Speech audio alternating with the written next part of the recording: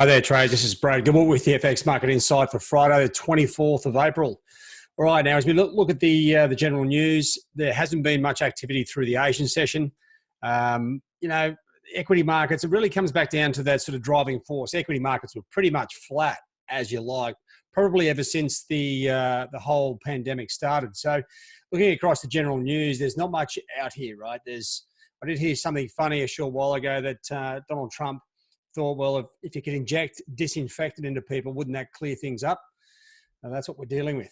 All right, so just the news services are starting to move on to, what's going to be the outcome. The worst growth period ever, big U-shaped recovery, all these sorts of things. So just prepare yourself for that because that's where we're at. The fundamentals should start to come into play.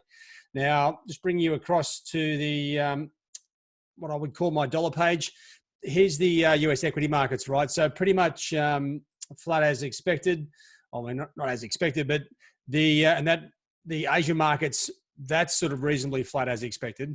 And you would expect that to roll through into the European session as we getting pretty close to mainland Europe sort of starting up.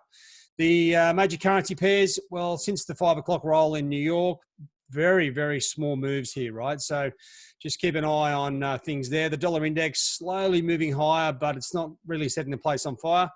And dollar yuan pretty much in a range here at the moment with support and resistance right in the middle of the range. And that's pretty indicative of most of the major pairs. Now, if I just bring you across to the major pairs here, the Aussie has picked itself up off the floor, but you know what? It's just been trading sideways pretty much since the 13th, 14th of April, right? So the last, 10 days, 11 days, it's just trading sideways, as is the Kiwi, as is dollar yen, right? They're banging around on various news items. Now, the US jobless numbers had a bit of an impact here across the board, actually, on most pairs. Let me just clear that up and blow a few of these screens up a bit. The Aussie didn't sort of really react too much, but Euro did. And this is a bit of a culmination of things settling down in the US. There's a little bit of dollar weakness, right? That safe haven trade, as the jobless numbers came out a little bit lower. I'm still surprised they aren't much higher, but with those numbers, a bit of dollar selling, and then then it sort of fell back into its own trap as a few of the other numbers came out weaker. So I mean, it's pretty hard to piece together the fundamental aspect. But what I want to highlight here is actually, let me just blow this screen up. How tough this can be. I know a few of our traders were short euro the other day, got stopped out on a bit of a retracement. This little spike here when we had the resistance or the support line to this low here. You see this massive spike back into the range and then back down. This is like tough price action, right? And that's some of the tough reactions we're going to get out of these numbers. That's pretty cruel. You know what? Getting short here on a breakdown through 108 looked good for all money. And then you see this spike here, takes out a lot of the stop losses. Everyone that was probably short, and then it sort of drifts back down once again. So, you know what? The European numbers, German numbers are coming in extremely weak.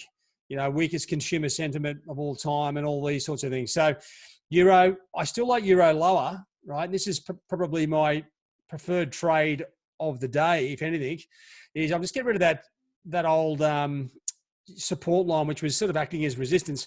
But I like Euro back towards 108.50. Now, don't worry. If you think that's miles away, don't get ahead of yourself. This could be back there within an hour or two and then back down again once again. So that's where I'm sort of thinking where we should, I'm going to be focusing some of my cash anyway. So then looking at, once again, really crap price action here on sterling. Once again, the geopolitical event, as it unwinds, I still think we're a long way from unwinding, is playing havoc with a few of the currency pairs. So Aussie Kiwi sideways, dollar yen sideways. I still like Euro lower, but I'm waiting for my level up towards 108.50. And I mean, with oil, obviously it was at minus 40 here a couple of days ago. It's rallied back to $17. To me, it's still a sell up towards 18.75. That finally sort of blew through on dollar CAD. We had the CAD sort of come back into play. And that's where we are. It's sort of back trading mid-range as well. Now, what does that all mean for us? Well, if I put all that together, what I'm seeing here is, market conditions are pretty good. Market driver, well, this is where I come back to the US equity markets, right? So when you look at the equity markets themselves, let me just come over to my risk page, is just have a look. This has been the raw nerve. Now, this is dissipating. If the equity markets stop reacting to, like, there's no fresh news, then we are going to get the fundamentals, the core numbers themselves coming into play. The end crosses, as I said, pretty neutral, and slightly down the Asian equities, China and Japan, waiting for the European equity markets to kick off. Oil down 0.47, no major moves there either. All right, okay, so then just coming back to, the daily trade routine. Now, the active pairs, to me, there's 3 pairs that have clear direction, oil, gold, and euro. Now, I'd just be wary of oil. I still like the idea of getting short, but I'm going to wait for a false break above this key level. Gold, well, buying back towards 17.14 looks like a pretty good option at this stage. And euro selling back towards 108.58 as a range trade. To me, that's where the gravy is. You'll find that trade setup, the analyst picked today's best trade setup just below here. For those traders who've got access, you'll see the full details in the analyst picks. And coming down to the watch list, well, there's a lot of currency pairs here in the watch list, and a lot of them have support and resistance, which means, you know what, there could be some short-term trading opportunities if we do get that shift in the US momentum. Most pairs have got good trend lines, so make sure you're tracking those. And also, just down the bottom here, just to finish off the week, we do have a few key numbers. Okay, UK retail sales, German IFO numbers, and US core durable goods. So check those out. Do they impact? I wouldn't think there'd be much impact, but what we saw yesterday was the German and Eurozone numbers coming into play. So you know what? It could be time, if the equity markets aren't rumbling around 3 to 5%, for these numbers to start coming into play. So keep a very close eye on them. All right, guys, that's it from me. It's been, I think we're going to be getting into some interesting times as we roll back out of the whole panic.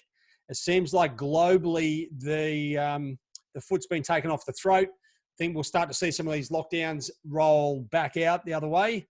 Everything will open up. Now we're going to start to deal with where the activity is going to come from, the fundamentals. Now, there's a lot of stimulus in the markets. I think there's going to be huge trading opportunities over the coming months. So just make sure you're managing your capital, because you want to make sure you've got cash in your account to trade these good opportunities. All right, have a good weekend, everyone. Cheerio.